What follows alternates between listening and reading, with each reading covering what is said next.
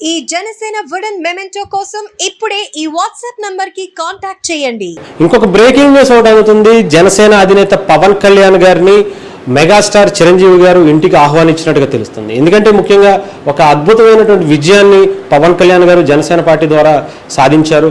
అంటే పవన్ కళ్యాణ్ గారు అంటే చాలా ఇష్టపడేటువంటి వ్యక్తి మెగాస్టార్ చిరంజీవి గారు. ఎందుకంటే గతంలో ప్రజారాజ్యం అప్పుడు కొంత అటు చాలామంది బాధపడ్డారు. అంటే ఒక అద్భుతమైనటువంటి పార్టీని మనం కోల్పోయామని చెప్పి. కానీ ఆ పార్టీలో ఉన్నటువంటి నాయకులకు కావచ్చు, అందరికీ కూడా పవన్ కళ్యాణ్ గారు నేనున్నాను అంటూ ముఖ్యంగా ప్రజల కోసం నిలబడినటువంటి తీరు అందరం చూసాం. సో ఇది అప్పట్లో చాలామందికి పవన్ కళ్యాణ్ గారు నిలబడతారా లేదా అనుకునే స్థాయి నుంచి ఈరోజు నిలబడి ఆయన పోటీ చేసిన ప్రతి స్థానాల్లో కూడా గెలిచినటువంటి ఏకైక క్యాండిడేట్గా ఆయన ఉన్నారు. సో ముఖ్యంగా పవన్ కళ్యాణ్ గారి గెలుపుని ప్రపంచవ్యాప్తంగా అందరూ ఎలా సెలబ్రేట్ చేసుకుంటున్నారో చిరంజీవి గారు కూడా నిజంగా ఒక అన్నగా, ఒక పవన్ కళ్యాణ్ గారి కుటుంబ సభ్యుడిగా ఆయన చాలా ఆనందపడుతూ ఒక ట్వీట్ కూడా చేశారు ట్విట్టర్ వేదికగా.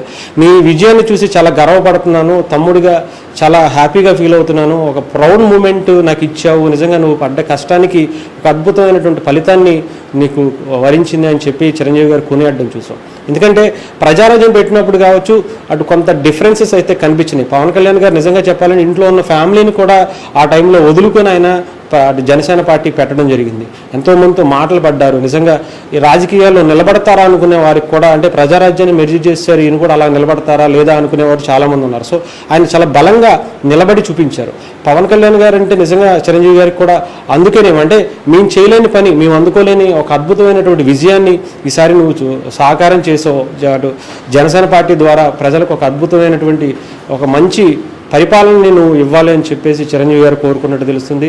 మనందరికీ తెలుసు, చిరంజీవి గారు కూడా చాలా సందర్భాలు చెప్పారు. మా అమ్మకు కూడా నేను చెప్పాను, అటు చిరంజీవి గారు పవన్ కళ్యాణ్ గారు అనే వ్యక్తిని ఈసారి ప్రజలకు వదిలేద్దాం, వాడిని ప్రజల కోసం నువ్వు కన్నట్టున్నావు, వాడికి ప్రజల్లో ఉండటమే చాలా అద్భుతం, ఎందుకంటే ప్రజలకి అవసరమైనటువంటి వ్యక్తి పవన్ కళ్యాణ్ గారు అని. సో ఈసారి పవన్ కళ్యాణ్ గారి విజయాన్ని కుటుంబం అంతా కూడా చాలా పండగ వాతావరణం చేసుకున్నారు. మనందరికీ తెలుసు, చిరంజీవి గారు ఇంటి దగ్గర కూడా భారీ ఎత్తున సంబరాలు చేసుకున్నారు. సో అటు మెగా ఫ్యామిలీ అంతా కూడా ఒక తాటిపైకి రావటం మనందరికీ తెలుసు. ఇప్పుడు కూడా చిరంజీవి గారి ఫ్యామిలీ అంతా కూడా, ముఖ్యంగా చిరంజీవి గారు అందరినీ కూడా ఈ ప్రతి పండుగకి కలిసి సెలబ్రేట్ చేసుకుంటూ ఉంటారు. సో ఈసారి జనసేన పార్టీ అధినేత జనసేనాని ఈ గెలుపును కూడా ఒక పండగ వాతావరణంలో అయితే మెగాస్టార్ చిరంజీవి గారి ఇంట్లో అయితే కనిపిస్తుంది. దానికి పవన్ కళ్యాణ్ గారిని పిలిపించుకుని, అలాగే నాగబాబు గారు, మెగా బ్రదర్ నాగబాబు గారు కూడా జనసేన పార్టీలో ఒక కీలకమైనటువంటి వ్యక్తిగా ఉన్నారు. కాబట్టి ఆయన విజయాన్ని కూడా అందరి విజయంగా కూడా ఈసారి తీసుకుని చాలా బలంగా సెలబ్రేట్ చేసుకోవడానికైతే చిరంజీవి గారు సన్నాహాలు చేస్తున్నట్టుగా తెలుస్తుంది. అందుకనే వీళ్ళిద్దరు భేటీ కూడా చాలా కీలకమైనట్టుగా తెలుస్తుంది.